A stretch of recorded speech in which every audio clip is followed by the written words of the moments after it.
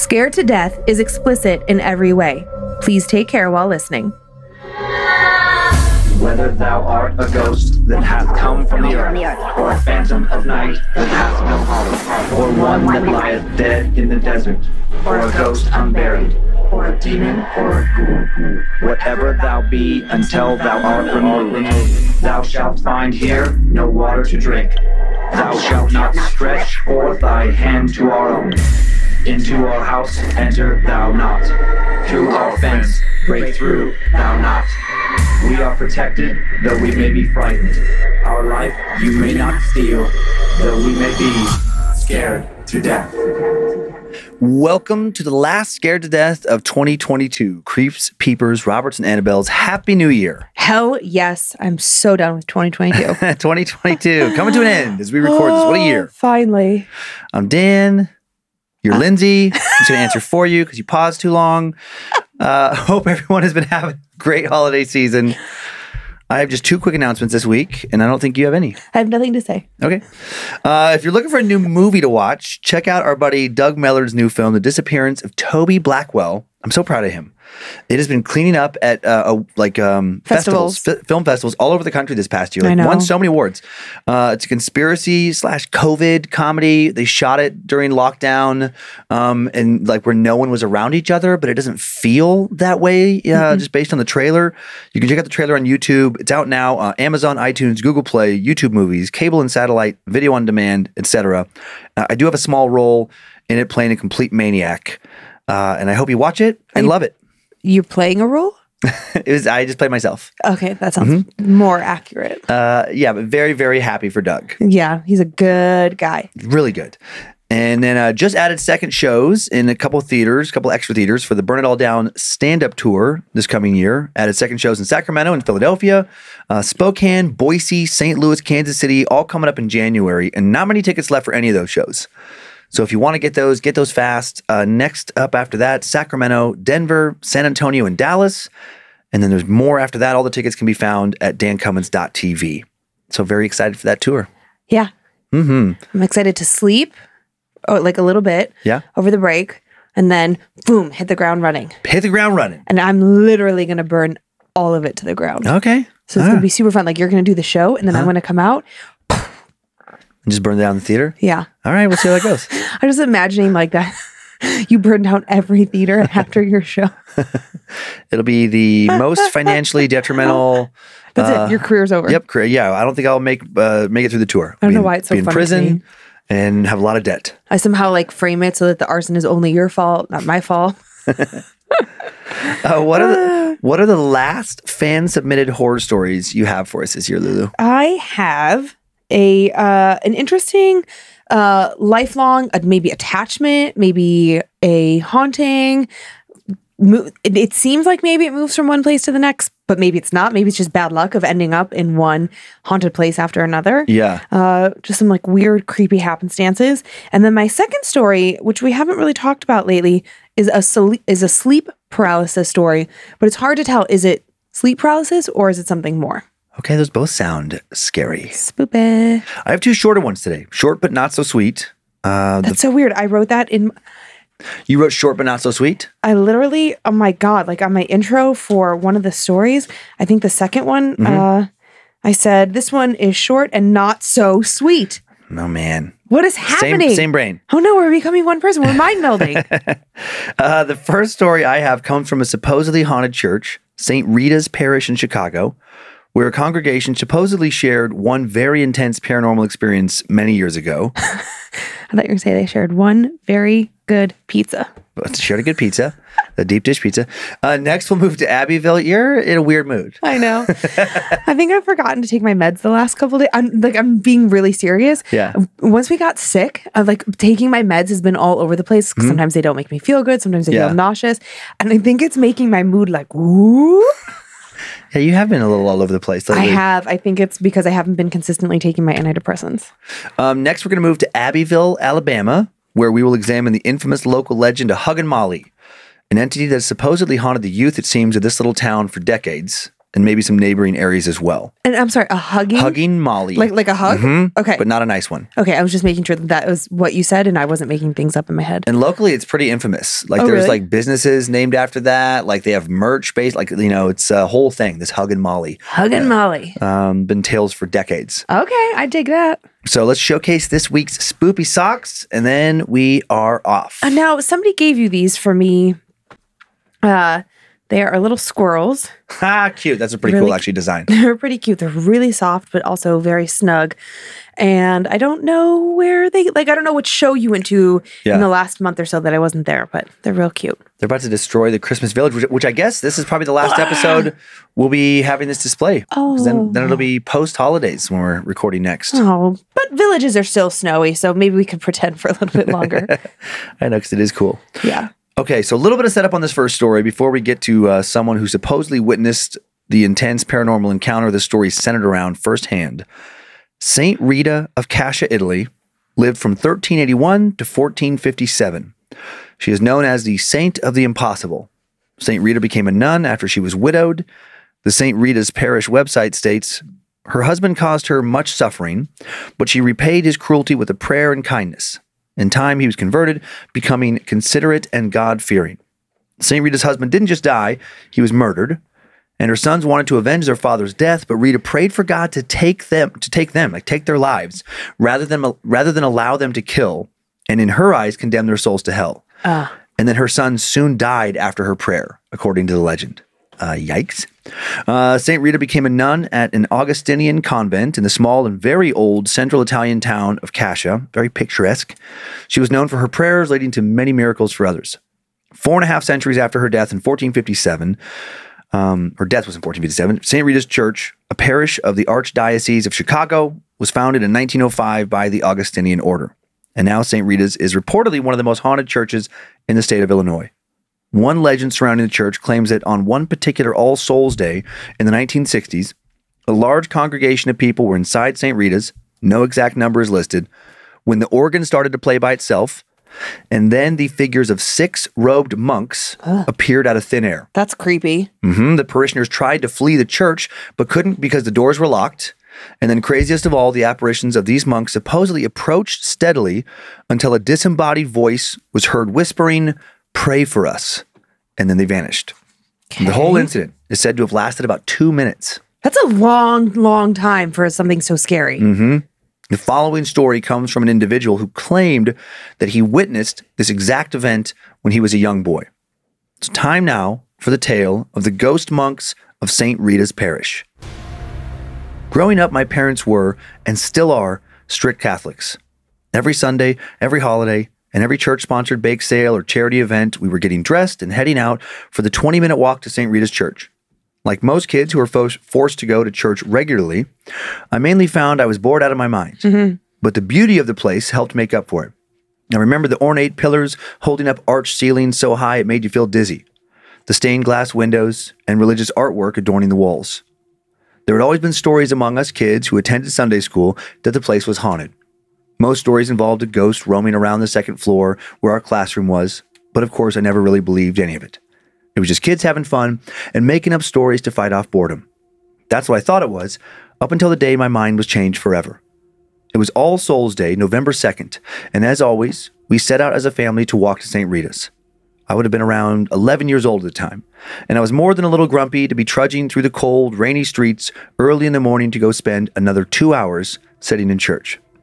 It started off just like any other mass. We all shuffled in and sat down on the hard wooden pews.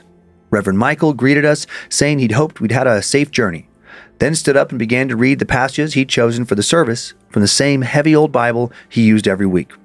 About 15 minutes in, everyone was frightened by the unexpected sound of the large organ filling the room. Reverend Michael was obviously in shock, looking up and around with clear confusion in his eyes. From the look on his face, it only took us a few seconds to be absolutely certain the organ wasn't supposed to be playing. In fact, I'm fairly certain no one was even sitting at the organ at that particular moment. The notes continued, longer and louder, no particular tune, just elongated, deafening sounds coming through the pipes. As the whole congregation sat there confused and unsure of how to proceed, Reverend Michael barely had a chance to move before something appeared from above the organ. It looked like gathering clouds of mist. Confusion pretty soon turned to terror as the mist began to take shape and solidify. My mother's scream pierced through my ears as 6 figures began advancing towards the congregation. Reverend Michael crossed himself and stumbled back as the apparitions became clear.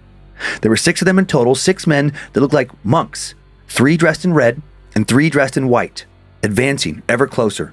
I was in complete shock. We all were. I felt paralyzed with fear, but as my mom and dad grabbed a hand each, I found my legs could indeed move as we all ran with the other parishioners towards the heavy doors. I could feel people pushing and shoving against me in their panic to get out. The doors that always remained open during the day and were far too heavy for any wind to blow them shut were now not only shut, but locked, and they weren't budging. Some of the men were trying to pull or push open the door, but it wouldn't budge. My mother was holding onto my arm hard enough to leave a bruise, determined not to let me get swept away and crushed by the crowd.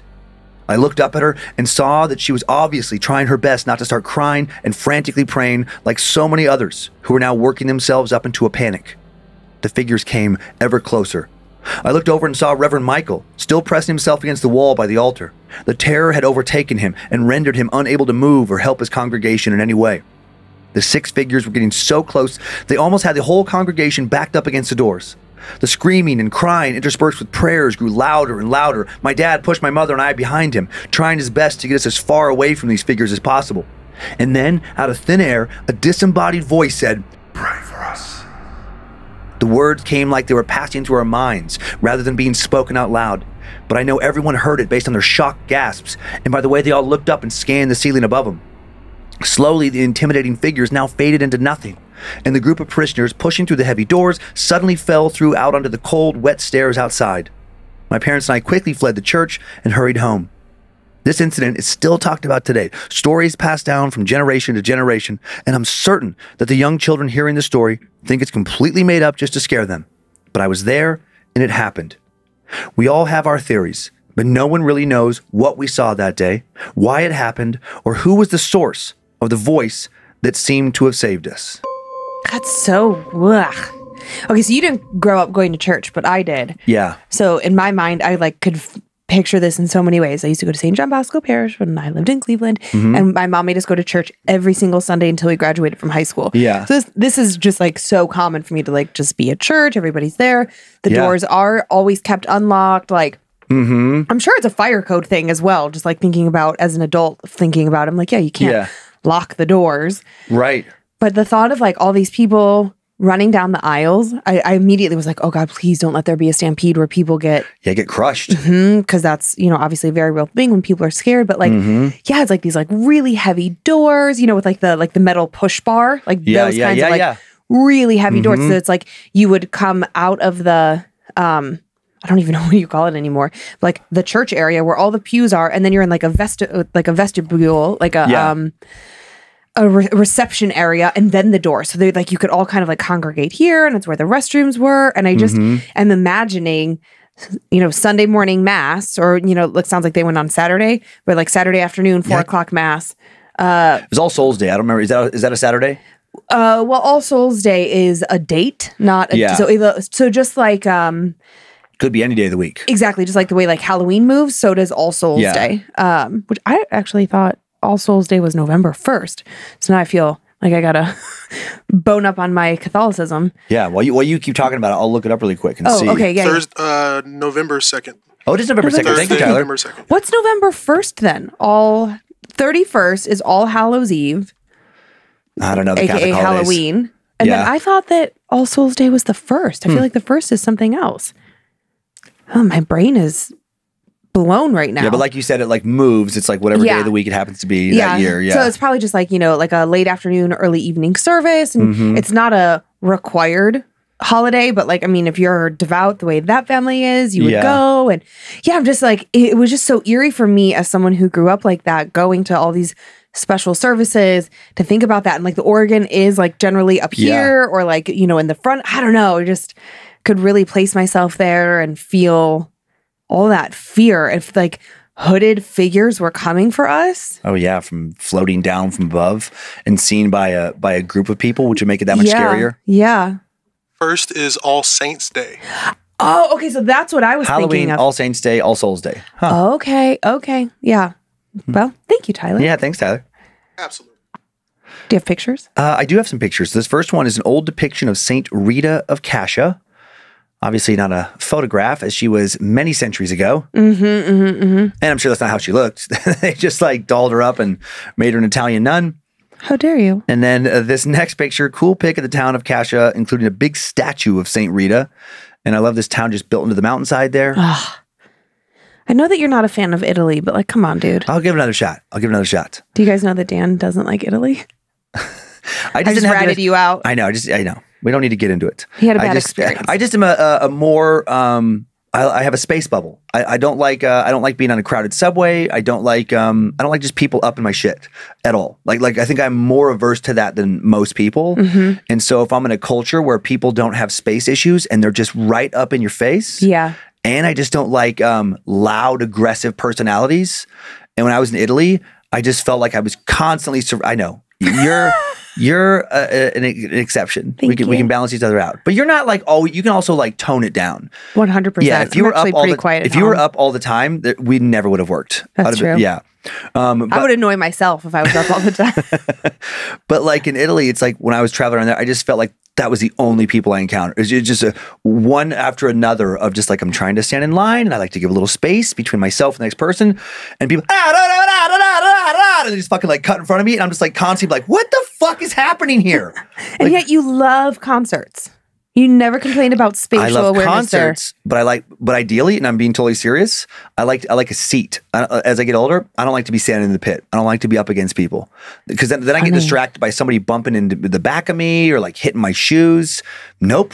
Let me have my space, enjoy this sound, and stay the fuck away from me. Is how I like it. I just hear the guys laughing out there.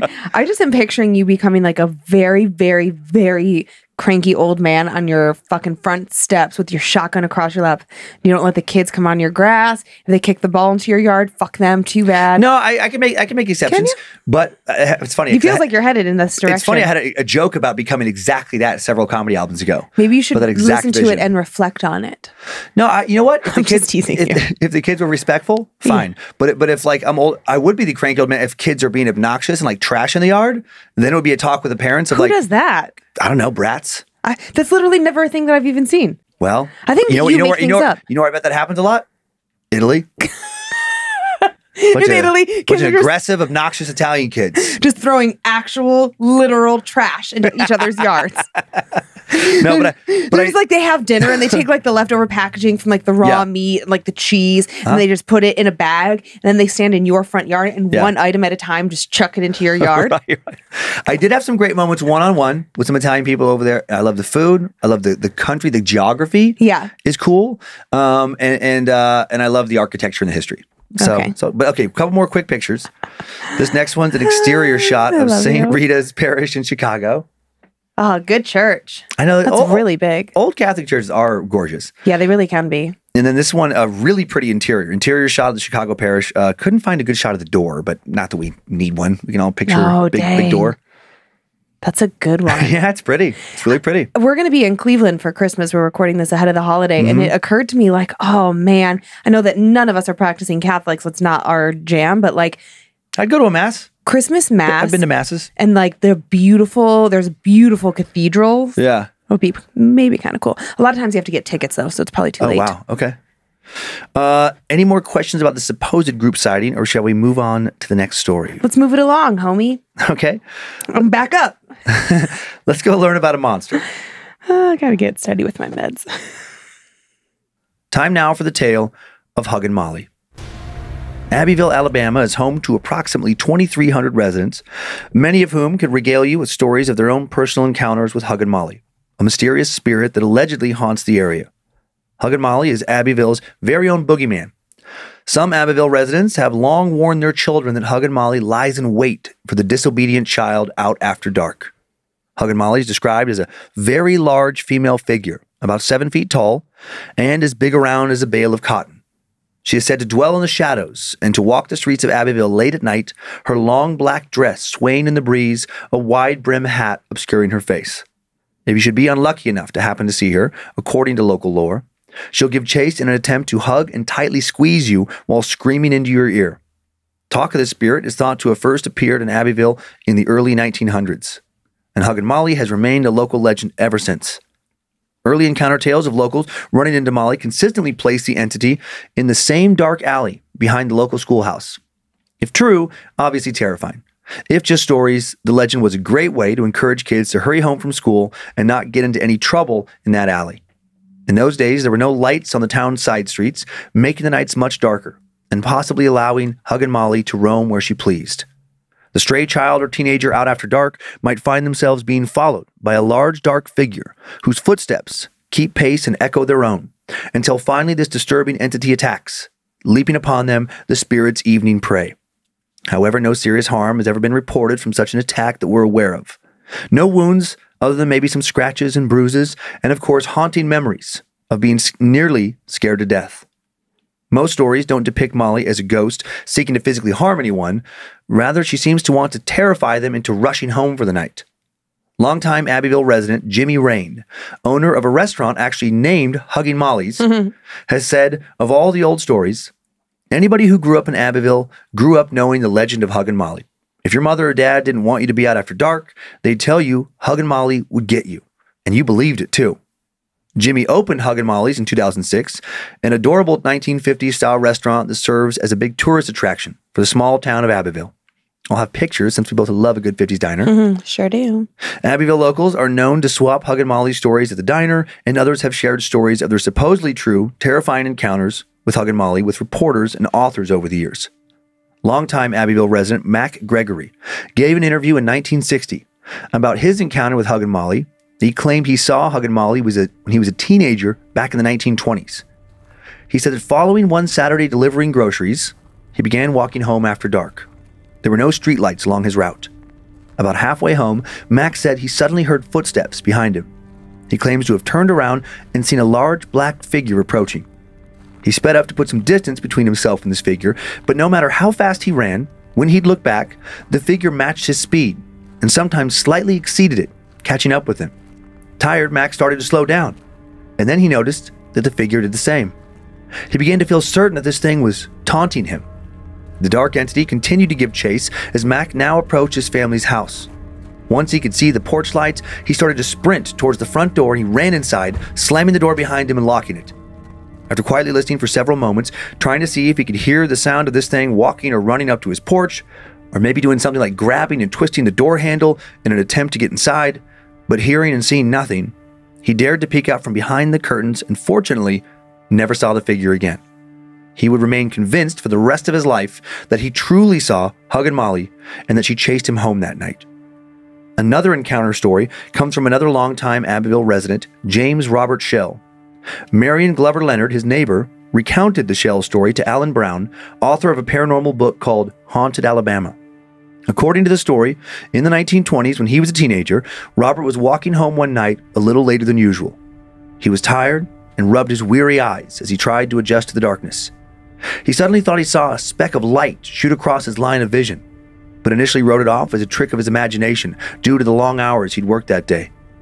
It was a quiet evening, dark and cold. Robert pulled his collar up around his neck and put his head down to shield himself against the chilly air.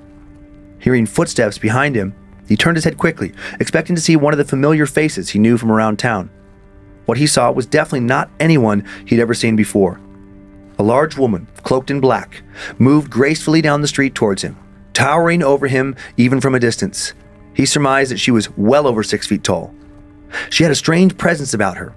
Robert found himself staring, transfixed, rooted to where he stood, in absolute awe of this woman. Then as she came near, he realized she wasn't actually walking. Though her movement was accompanied by the sound of footsteps, it was apparent that her feet were not touching the ground, if she even had feet. She continued gliding down the street, black robes flowing behind her, as Robert remained there, still frozen to the spot, until the fear kicked in enough for his body to really start moving. He didn't want to run yet, not eager to show any fear, so he sped up his footsteps, hustling down the dark sidewalks at a brisk pace, but still walking. The footsteps coming for him quickened. Robert stopped again. He turned his head, expecting to see the woman racing towards him, but she had paused, only 10 yards behind him, as if waiting for him to continue. Robert resumed walking, and the sound of the woman's footsteps hitting the ground behind him continued. Just like with the first encounter story I shared, the entity seemed to be taunting him, matching his pace. If he sped up, she sped up. If he slowed down, she slowed down. What did she want, he wondered. Normally, he'd later say, as a bigger than average, fairly athletic kid, he wouldn't have worried about being in physical danger from a woman, but this lady was much bigger and taller than any woman or man that he'd ever met in his entire life. And the way she followed him, the strange, menacing behavior she displayed, was worrying. He feared what her intentions might be. Did she want to rob him? Did she have a knife? A gun? Did she maybe want to hurt him? To kill him? He'd never been afraid of anyone like he was now afraid of her. He wondered if perhaps he should say something, ask her if she was lost and needed help maybe. He glanced over his shoulder again, watching the lurking dark figure behind him. No, he decided, she didn't need help. He needed help. Robert continued walking as fast as he could, turning his head every few seconds, and sure enough, every time he looked back, the woman in black was still around 10 yards away, still following him. He now became very aware that despite her being so close, despite him turning to look at her several times, he didn't actually know what she looked like. He never could catch a good glimpse of her face, making it impossible to try to gauge her intent or identify her. Now he started to wonder if she was even a woman, or if she was some kind of monster. Finally, Robert saw the glow of his house lights in the distance, a tiny speck, and it filled him with relief. He started running when he was about 100 yards from home. Once he was inside, he reasoned he could call for help or grab some kind of weapon to try and defend himself with. As he sprinted, Robert's heart began pounding, not from the running, but because the woman was now also running. And this time, she sounded closer than ever, like she was about to grab him. Somehow, Robert's mother sensed that he was in danger and opened up the front door. She saw her son running towards the house, a terrified look on his face. She stood on the porch and screamed, "Run, Robert, run!" According to the sighting, she also saw the woman in black right on his heels and held the door open for him as he was chased by the figure. Then the woman in black seemed to disappear as soon as Robert's mother shut the door. He spent the rest of the night anxiously peeking out the windows, searching for her. But like with the case of Mac's encounter, Robert would never see this woman in black again. Luckily for both Robert and Mac, neither would be grabbed to have to hear this thing's awful scream. Maybe if they hadn't have ran, that's exactly what would have happened to them. So where does this entity come from? It seems like the original Huggin Molly legend, or the spirit itself, may have come from Ireland, because Abbeyville is one of several areas full of Irish settlers where reports of encounters have come from. Official reports of Huggin Molly first appeared in Phoenix City, Alabama, another area initially full of a lot of Irish settlers. In the late 1800s, the Columbus newspaper described encounters with the spirit as being of the Huggin Molly variety, a black figure dressed in a long gown that appears at night. Who Huggin Molly once was, if the spirit is the ghost of a real person, remains a mystery. But the most common stories suggest she's the ghost of a woman who began hugging the town's youngsters while searching for her own lost, presumably dead, child. And she screams when she realizes the child she has in her grasp is not her own. Other stories say Molly is the spirit of a mother whose child tragically died. The woman hugged children as a source of comfort. One darker legend claims that Molly was murdered while walking one night and continues wandering the streets as a spirit. Yet another origin story states that Huggin Molly was once a witch who wandered the streets looking for children whose parts she needed for dark spells. She would, according to variations of this lore, hug the life from them while screaming into their ears. Once she caught them, and then take them to her lair for some nefarious purpose, according to Will Elric, author of Alabama Lore. Others suggest the myth was actually started by a local professor at Southeast Alabama Agricultural School, now Abbeyville High School, over half a century ago, in an attempt to keep his students off the streets at night and in class the next day. The professor supposedly donned a black robe and terrorized those he found out after dark. Seems a bit extreme. And there are still other theories that suggest Huggin Molly was and or is not a woman, but actually a man in disguise, which could explain the spirit's very large stature. Irish settlers in Baton Rouge, Louisiana reported their own Huggin Molly in the late 1800s, but it was actually a man trying to hug pretty women. Also, according to an article by J.M. Plumbley in Headland, Alabama, there was another Molly impersonator who caused such a terror that the editor of a local paper posted the following warning. Some unprincipled person is parading the streets of Headland at all hours of the night dressed as a woman in black. It is frightening the women and children and causing our large number of dogs to be kicking up a racket at most any time of night. I have been requested to notify the person or thing that it will be shot on sight by a certain husband and father whose wife and children were frightened out of their wits the other night. Somebody is likely to get, quote, hurted if they don't learn to behave themselves. I love that article. There are all kinds of legends about Huggin Molly. Here's one that is less frightening than it is just weird. According to Michelle Smith's book, Legends, Lore, and True Tales of the Chattahoochee, when Huggin Molly was a little girl, her arm was removed and she was given a golden arm. One local spoke with local TV station reporter from WTVY and said that the arm was removed by a black bear. People in town awaited Molly's death so they could steal her golden arm.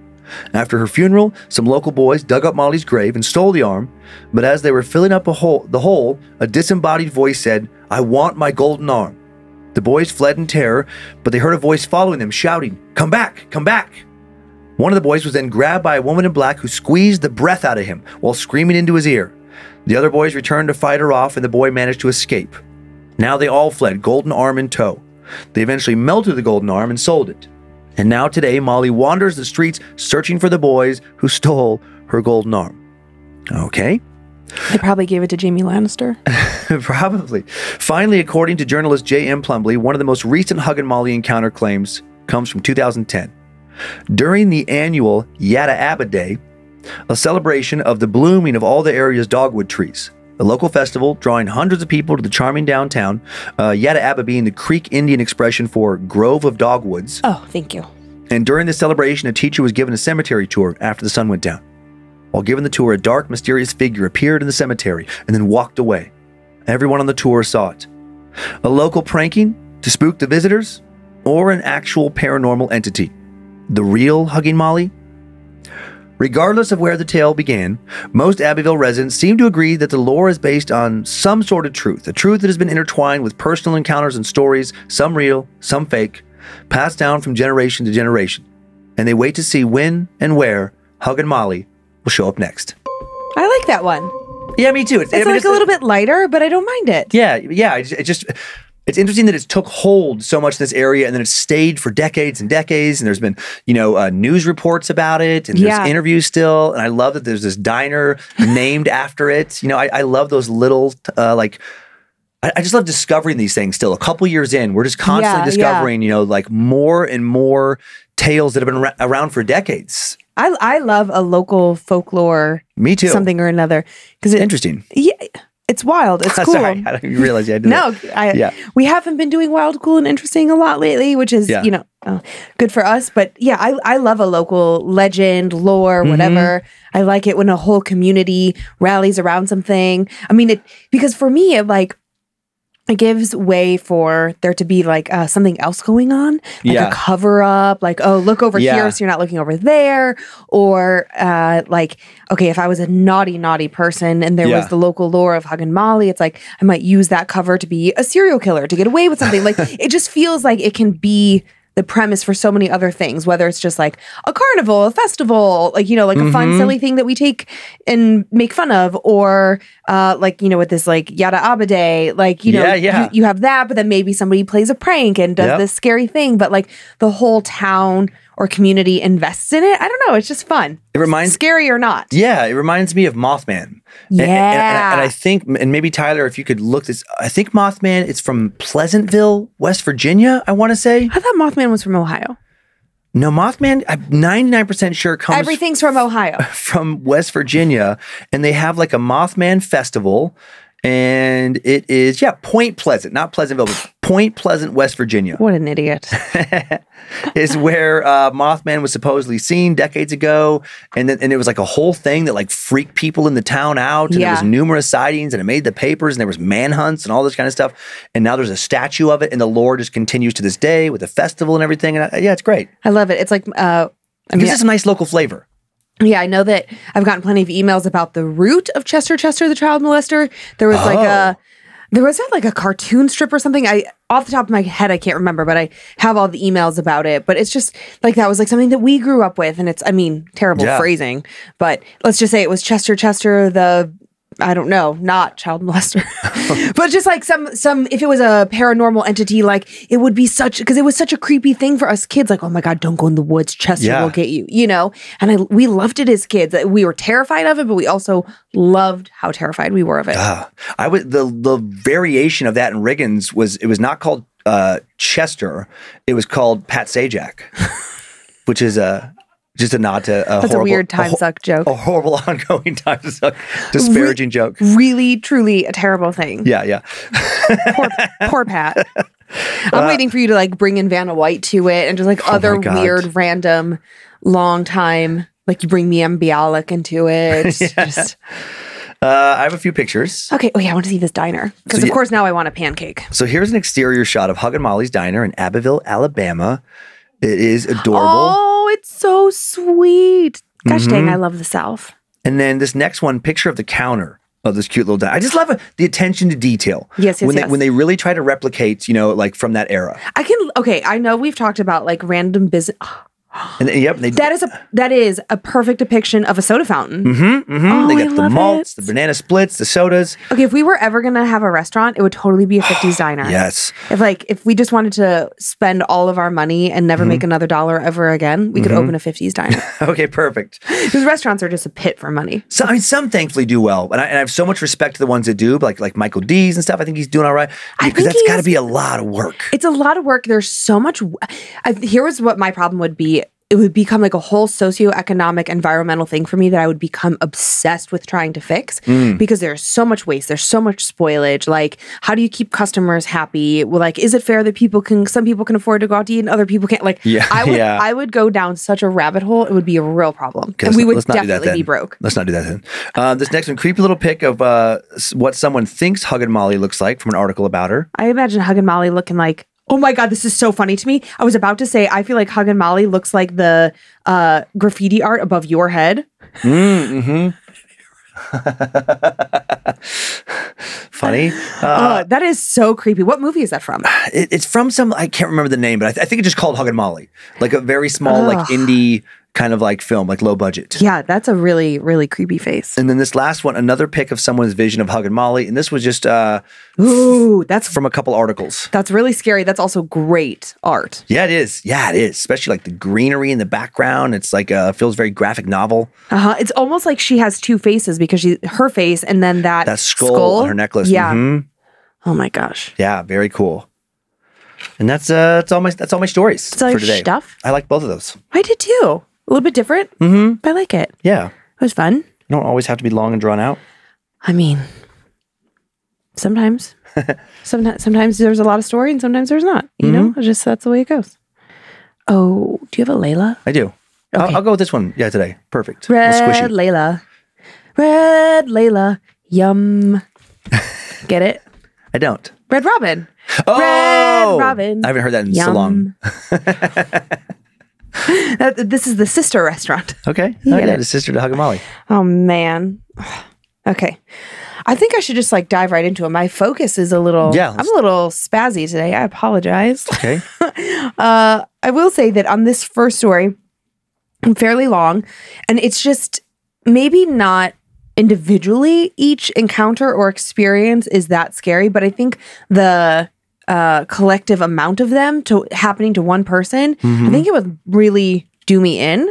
And it did lead me to think like, okay, if I had a bunch of little experiences spread out throughout my life, I feel like I would be able to justify them away. Oh, I was really tired that day. Yeah. Oh, I was really stressed at that time in my life.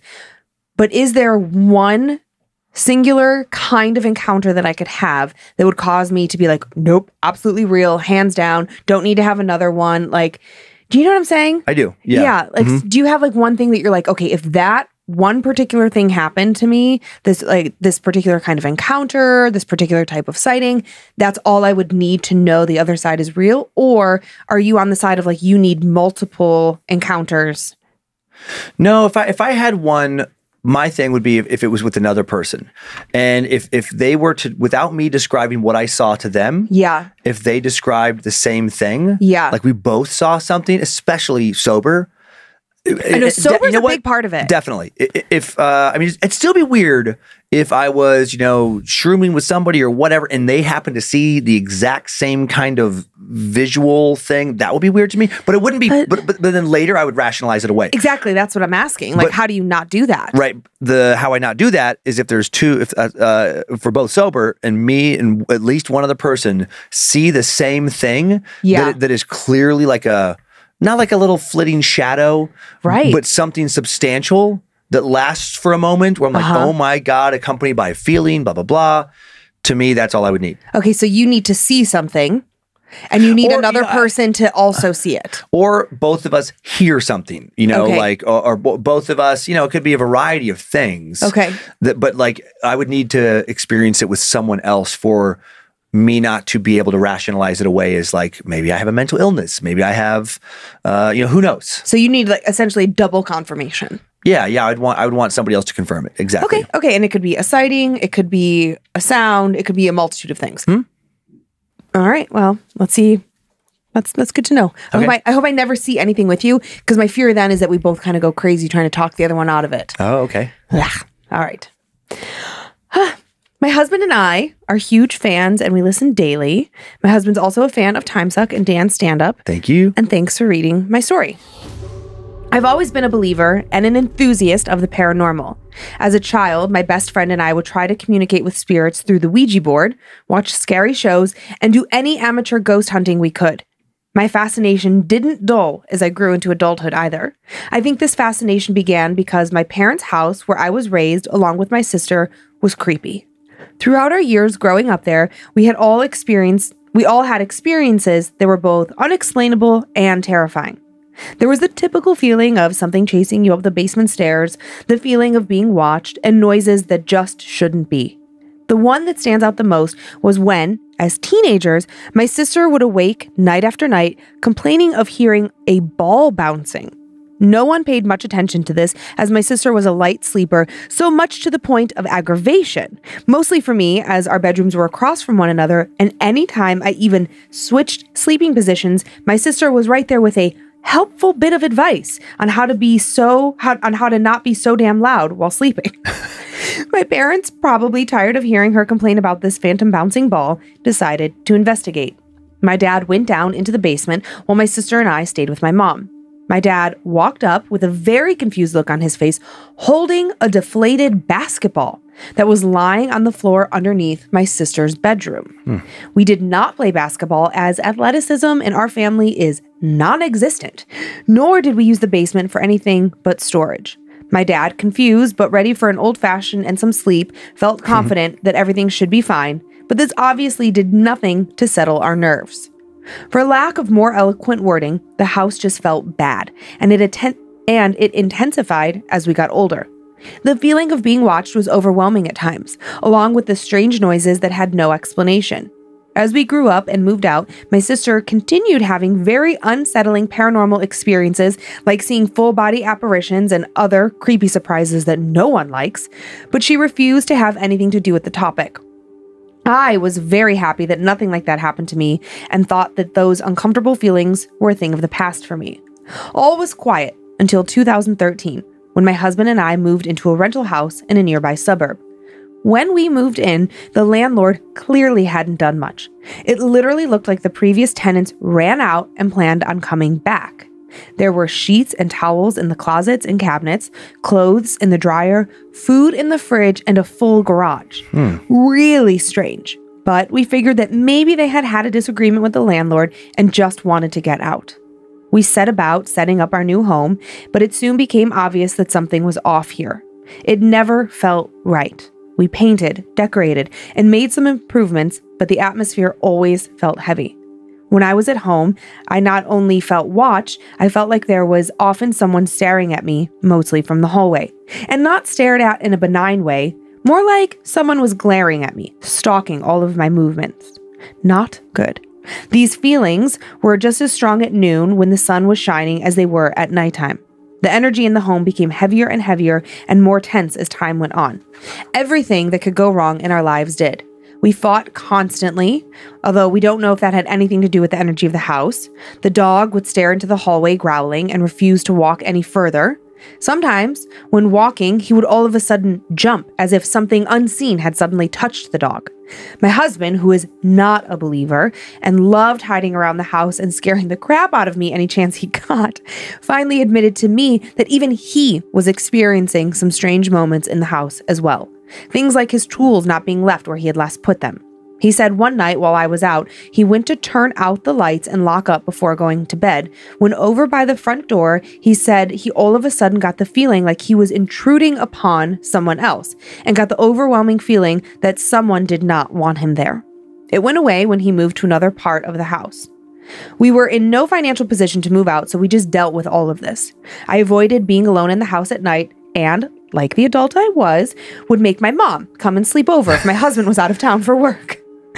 Life went on fairly uneventful, and in 2016, we welcomed baby girl Penelope. I was used to the house by now, but by no means a fan of it. But hey, it was our home. When we brought Penny home, things really started to pick up. Since I was on maternity leave, I was often home alone with her. The feelings of being watched continued, but not much else happened until she was about 3 months old. It was about midnight, and I was in the bedroom holding her, watching TV, while my husband slept beside us. She started fussing for her midnight feeding, and I set her down in the bassinet. I turned to walk out the door to make her bottle, and instantaneously was filled with a feeling of dread. Something inside of me was screaming that I did not want to open the door and walk down the hallway. I tried to get a hold of myself, telling myself to knock it off and go make Penny's bottle. I forced myself to walk down the hallway. There was nothing there, and I started to relax, but still turning on every light in the house as I made my way to the kitchen. The light above the stove was on, which was enough to make a quick bottle. As I began scooping the formula, I started to panic. The hair on the back of my neck stood up, and I felt like I needed to suddenly run. Out of the corner of my eye, where the peninsula counter was, I saw a white mist start to form. It came up from the counter. Nope. I ran to the bedroom, sans bottle, and woke up my husband in a panic. I made him go into the kitchen and finish making the bottle. Later that week, we were in the kitchen getting ready for dinner, and the sun began to set. On the ceiling, we could see small swastikas, like someone had traced them in eraser, and the sun was hitting them at just the right angle, so they were now visible. We had lived here for 3 years and had never seen them before. Horrified, we scrubbed them off, more confused than ever. After this, I decided to talk to our neighbors who had lived next door for something like 20 years to see what insight they might be able to provide. They said that the previous tenants were a mother and her 2 teenage boys. The rumor around the high school was that one of the boys was into devil worship. Though she couldn't confirm this, she did say that strange symbols were often painted on his bedroom window and that the room was usually lit up in red. Still, could just be a teenager going for shock value. She also told us that we were not the only ones on the block to experience paranormal activity. According to her, and again, no way to confirm this, there was the ghost of an old woman who sat in her living room at night, but they never felt fear from her, so didn't pay much attention to it. It was at this time that we began hearing loud noises at about 3 in the morning. The house was a 1-level ranch, so there was nothing above us except for the attic. We didn't have much in there, just a few boxes of holiday decorations. The noise sounded like someone picked up a box of heavy weights and slammed it on the ground. Each time we would run and try to inspect the house and find everything, though, in perfect order. This happened 3 or 4 times. And then we moved in August of 2013, mostly due to conflicts with the landlord. We were happy to leave the strange and creepy vibes of this house behind and move to another home about 15 minutes away. Everything was peaceful and calm in this house. No creepy feelings whatsoever, just beautiful, boring peace. And again, life went on. But then, in January of 2018, we welcomed baby boy David. One snowy day, when our son was just a few months old, I came home from work to find the babysitter a little bit flustered. She said she had been sitting out in the living room with the baby when she heard our daughter talking as though she were in conversation. The babysitter went to check it out, and thinking Penny was just playing a game of make-believe, she found her in the baby's room. She found Penny standing at the window, chatting away. When she asked Penny who she was talking to, she replied, "Mr. Penguin." She went on to explain that Mr. Penguin comes to the window to talk to her sometimes. Now, this unnerved the babysitter a bit, and she went outside, worried that there was an actual person coming to the window to talk to Penny. However, there were no prints in the snow, and there were absolutely no disturbances at all in the snow for the entire length of the house. After she left, I asked my daughter about Mr. Penguin, assuming this was an imaginary friend situation. However, after asking her a few questions, I found out some disturbing stuff about Mr. Penguin. Mr. Penguin had black hair and wears all black clothes. He told Penny that he lives with his other friends in a black house and he would like to play with her, but first she had to ask him if he could come in. He often told her what time her mommy and daddy would come home from work, too. This scared the hell out of me and definitely did not sound like the imagination of a child at work.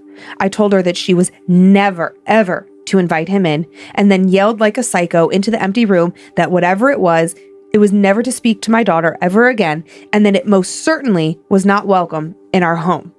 For good measure, I threw some salt in the corners and sprinkled some holy water all over the room. She never mentioned Mr. Penguin again, and we never brought him up. That was the only paranormal experience we ever had in that home. I've often wondered if it was something that followed us from the previous house and was trying to get back in, or maybe it's something I've carried with me since my childhood home. My dad has since passed away, but my mom still lives in the house where I grew up. A couple of months ago, while my mom was in the hospital, I stopped by with my son, who's now 4, to pick up a few things to bring to her. The house was empty, and he was playing with stuffed animals when he stopped, looked at me, and said, "Mommy, I want to leave right now. Something keeps saying my name in my ear."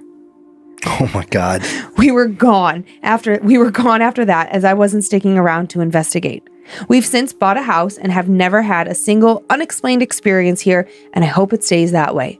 There's nothing that feels off. The energy is positive, other than it being filled with the craziness of 2 young children, an old dog, and 2 kittens.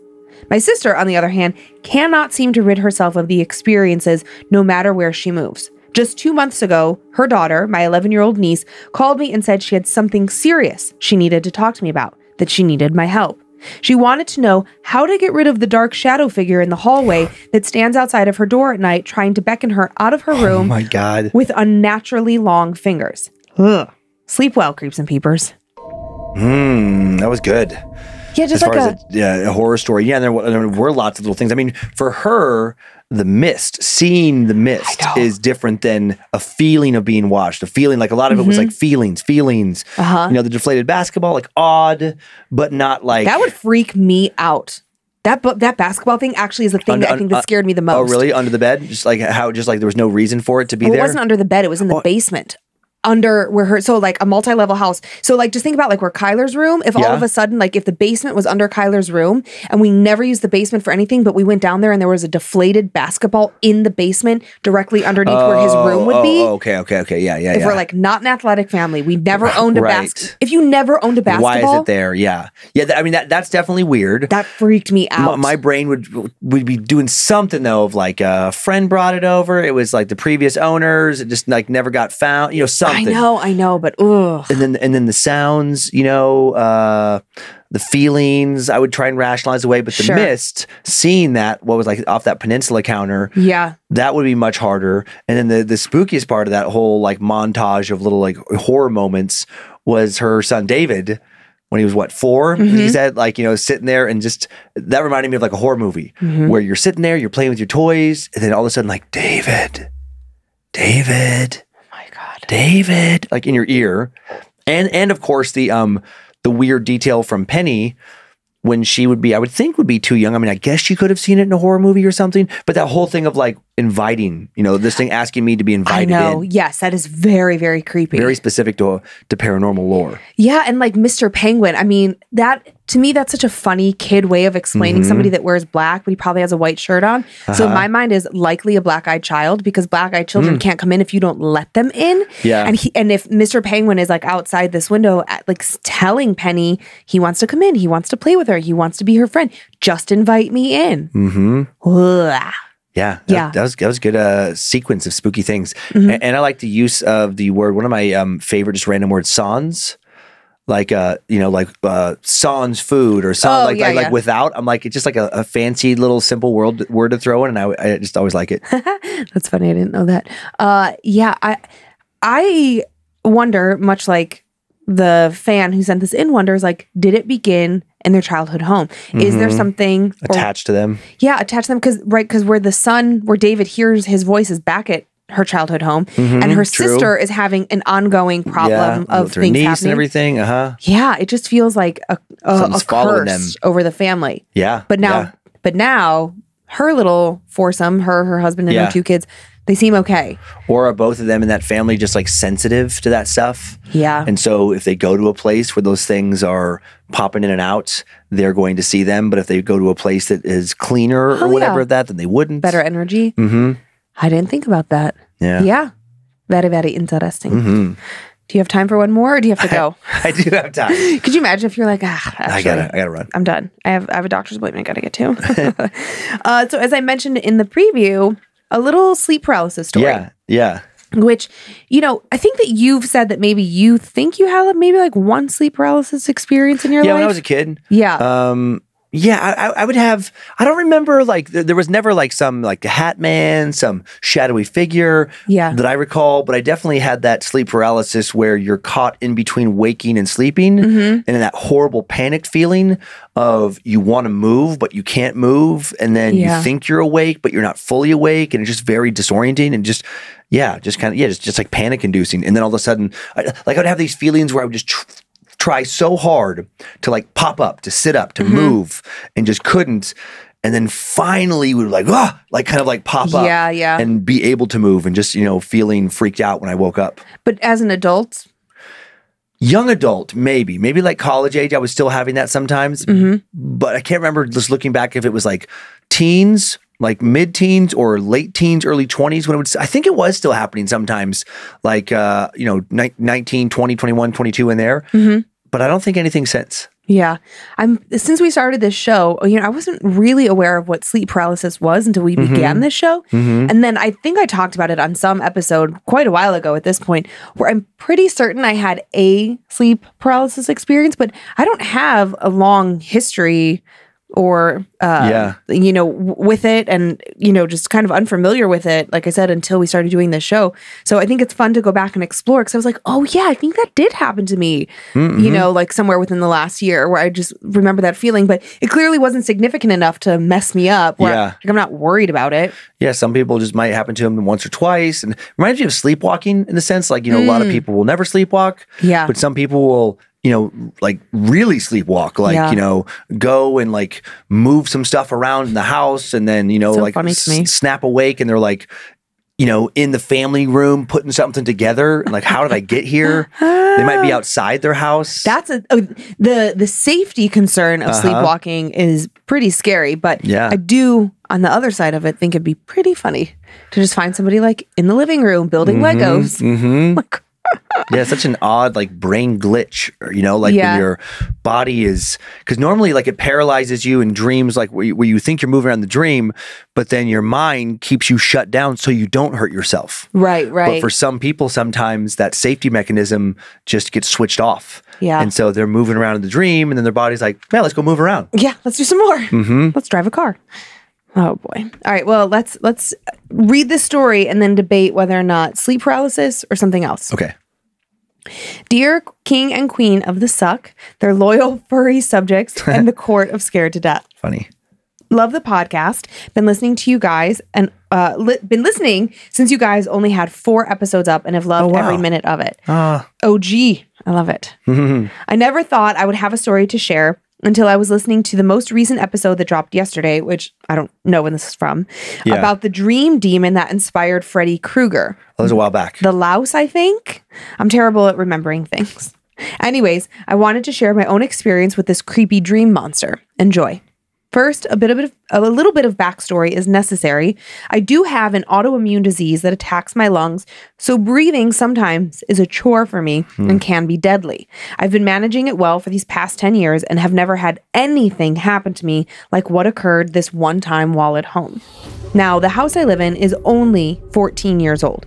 No deaths, nothing spooky, no paranormal anything. No history to maybe even hint at something ever happening.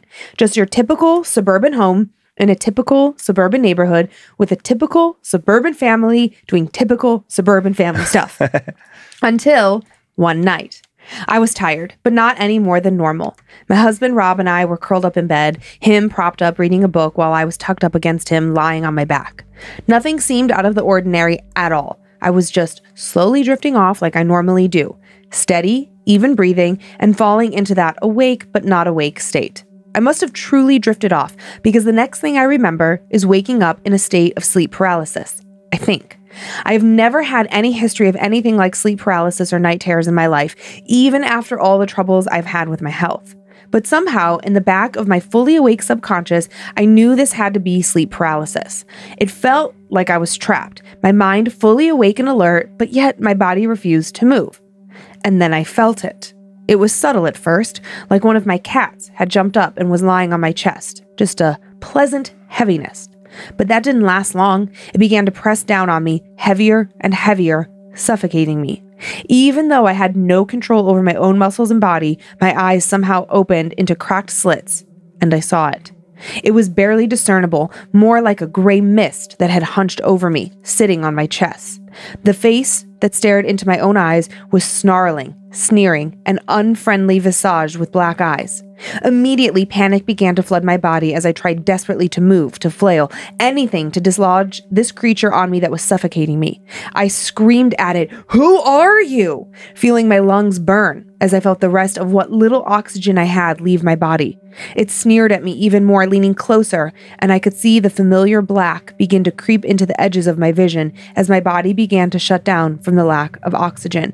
And then suddenly, I gasped a huge, heaving breath of sweet, sweet air as the thing just vanished. It took me a moment to gather myself, slowly testing out, seeing that I actually could move my body on my own. Cue Kill Bill joke here about wiggling your big toes. Turning towards my husband, who was still just calmly breathing, I let out a big breath and said, "Did you see that?" "See what?" he replied, turning his head to look at me. That thing that was on my chest. It was like a smoky gremlin thingy." Rob, bless his heart, just looked at me incredulously and slowly shook his head. "No? You didn't hear me shout at it?" Another no. Or that great big breath I just took. All the time, Rob just shook his head no, his expressions becoming more and more confused. There were a few moments of silence before he slowly replied to me, "Sweetie, you were just asleep like normal just seconds ago." Needless to say, I didn't sleep well for the rest of the night, and poor Rob had to deal with me becoming an octopus, clinging to him for the rest of the night. Since then, no incident like that has happened again, but I'm still wary of shadows, afraid that I'll see that strange thing that will come to me and try to suffocate me at night. Melatonin has become a nightly routine as well. I try to fall asleep as quickly as possible and stay asleep. Anyways, guys, sweet dreams. Love you. Love the podcast. All the best, Sammy. Thanks, Sammy. I mean, that is like, what do they call it? Like some lore, the old hag.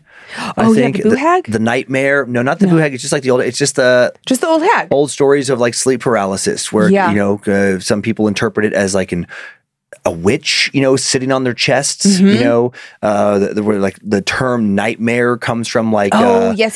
This horse that people use, like legend of like but always on your chest, always like a weight on your chest.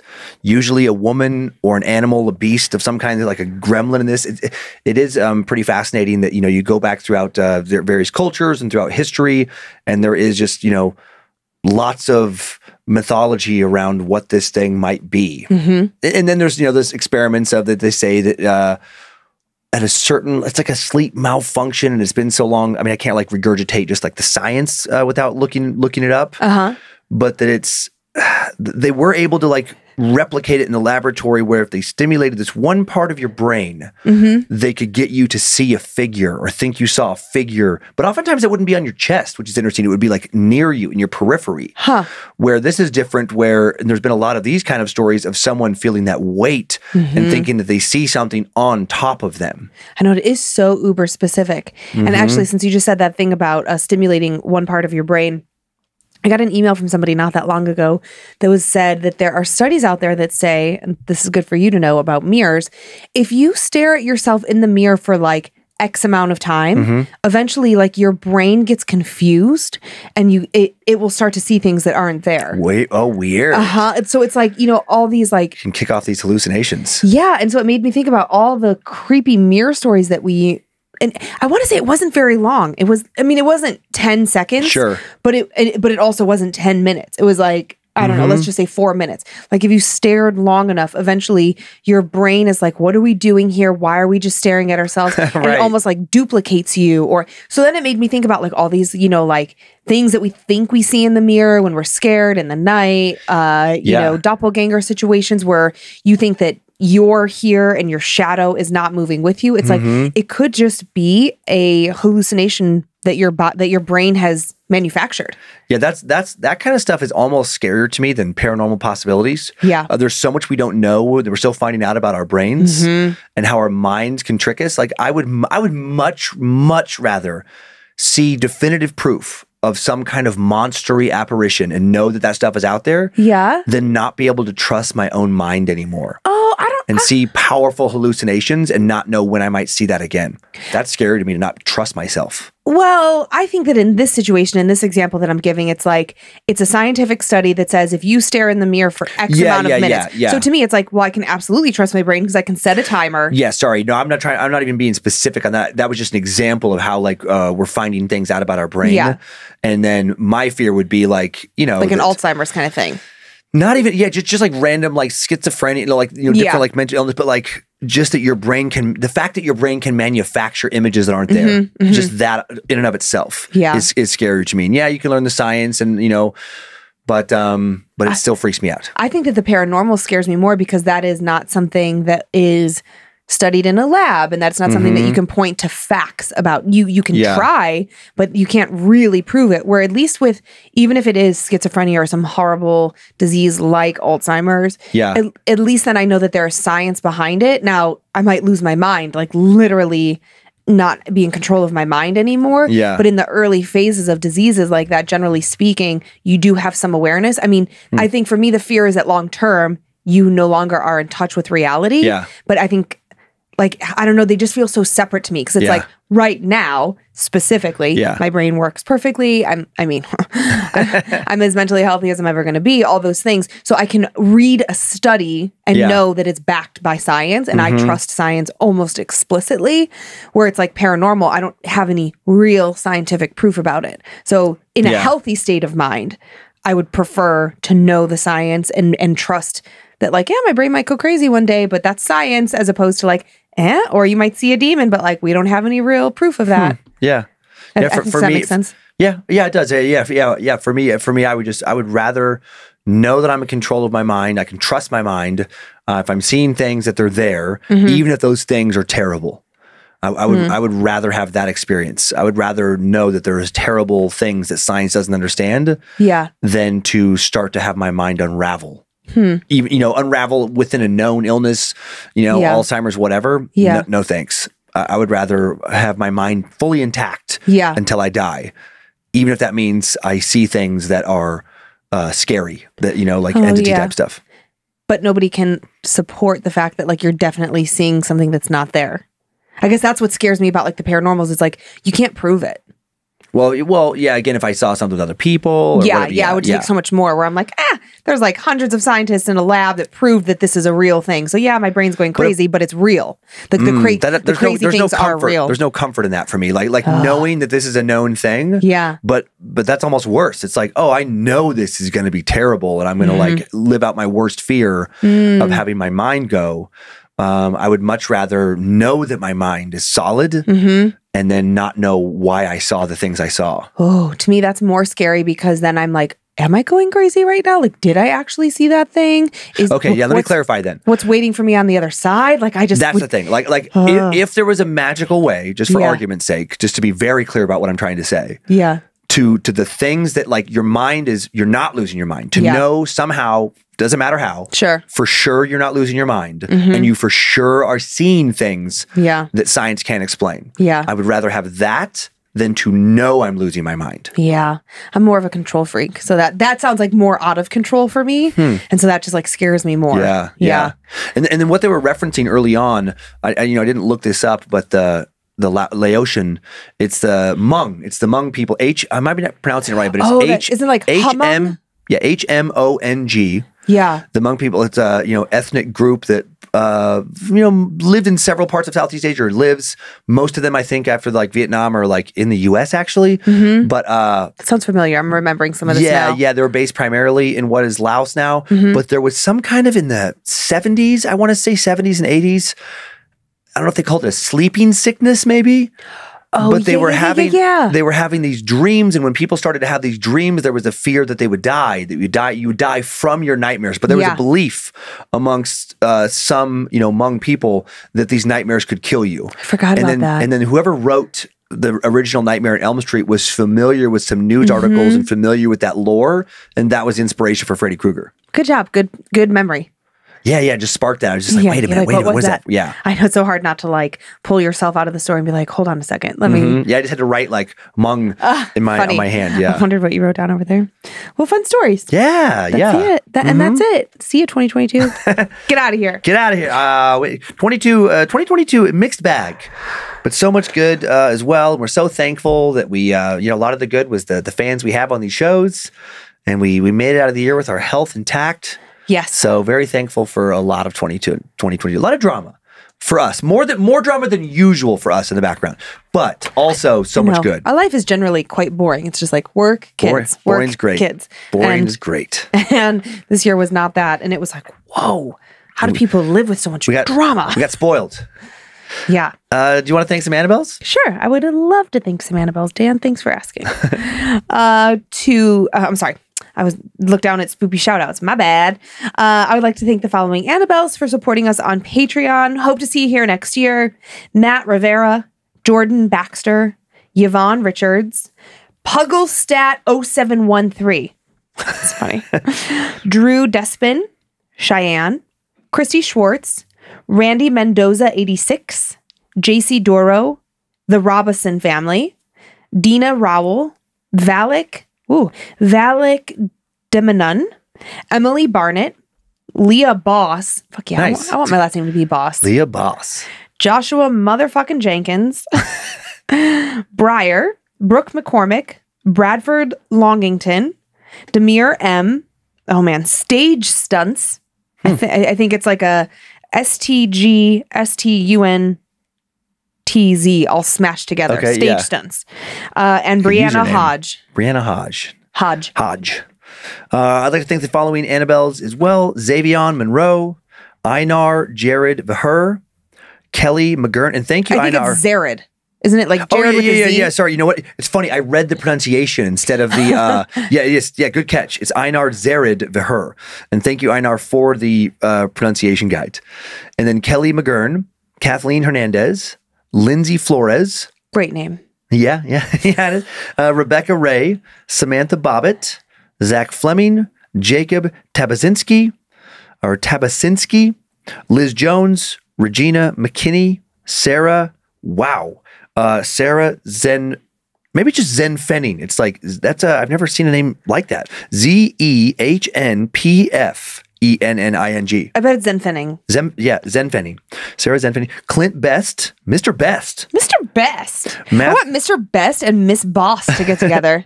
Matthew Van Valkenburg. Is that Dutch? Van Valkenburg. It's a fucking strong name. I don't know. Will Chill Lover 69. Oh, okay, made up. Because they wrote WHILLE, and I'm like, what? Megan Arnold, Cody Frazier, Cheyenne Ockridge or Acreage. I always like the name Cheyenne. It's a cool name. Yeah. Reminds me of like Westerns. Of course. I thought that's where that was going. Lauren Graham and Carmelo Mabry. Also, I've always liked the name Carmelo. But maybe when Carmelo Anthony, a basketball player, was early on, he just always seemed like a good dude. And that was the thing, my introduction to that name, like Carmelo has a nice sound to it. Funny. Is that all of yours? That's all. I think we should start playing Matchmaker like at random. So like Mr. Best and Miss Boss, they're going to get married. And they have to find each other. They have to find each other and go on a date. I want to see Carmelo and Cheyenne. Okay. All right. You guys find each other? Good pairing. Because here's the thing. They could find each other on Patreon. You could just like... just like some weird... Like, okay, if you become a patron, you have to start identifying as like... You have to put like an SI if you're single, like an MA if you're married, an SW if you're a swinger. Like, we could come up with all these different variations and start making matches for people. I want Xavion Monroe to take Van Valkenburg. Xavion Van Valkenburg. That's like a fucking Game of Thrones character. That's great. I have Bradford Longington. Who do you have that would be a good match for Bradford Longington? Yeah. Brad Longington. I know. Regina Longington. Okay, that could be good. Bradford Bobbitt. Bradford Bobbitt Longington. God. We could get really good at this. Do you have any spooky shout-outs, Matchmaker? I do.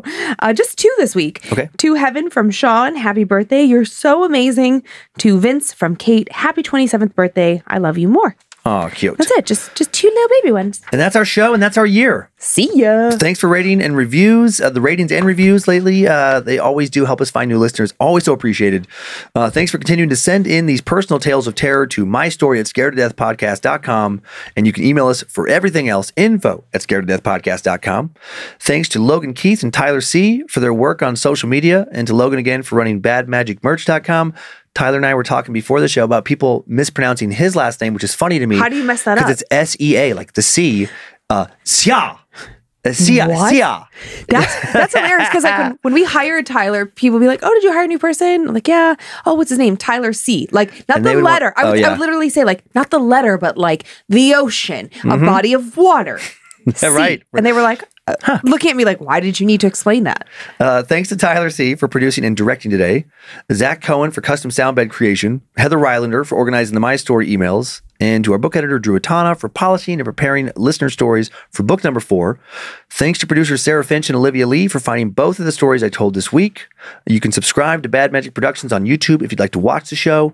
You can follow us on Facebook and Instagram @Scared to Death Podcast if you want more content and to see the pictures that accompany the episodes.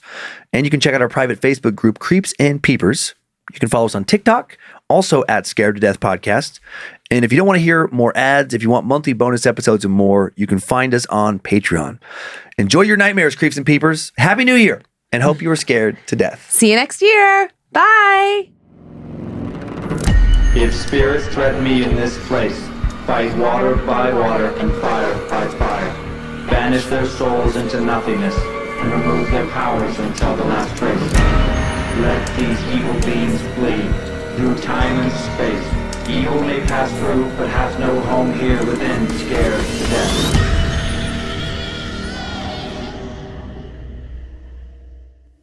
Bad Magic Productions. You know where I bet that happens a lot? Italy. In Italy.